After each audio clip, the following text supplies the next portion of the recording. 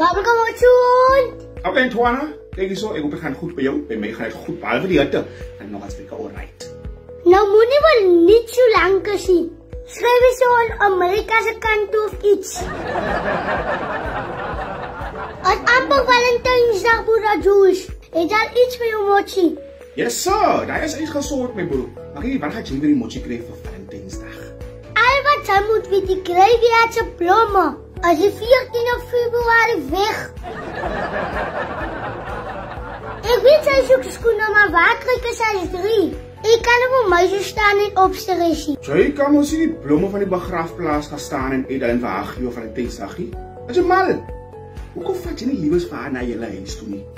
Voor wie ken sy daar?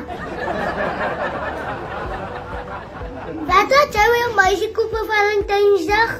Ek hierso, sy onthou mos nog die besigheid van New Zealand, nee. Postprinting. Nou hulle verkoop skoene my broer, van size 3 tot size 8 en die kwaai ding is my broer. So jy kan print op hy skoene net wat jy wil hê.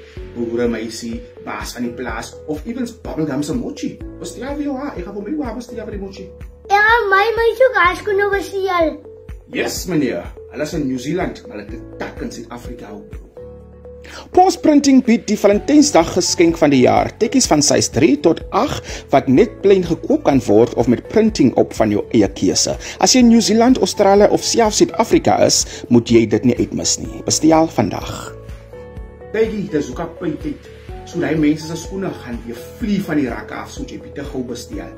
Praat van py, Suid-Afrika se army py verniet. Kyk nou wat ek aan dink as nog as die waarheid. Suid-Afrika se army pil company. Sy moet vir hulle friendly reël. Die in Afghanistan.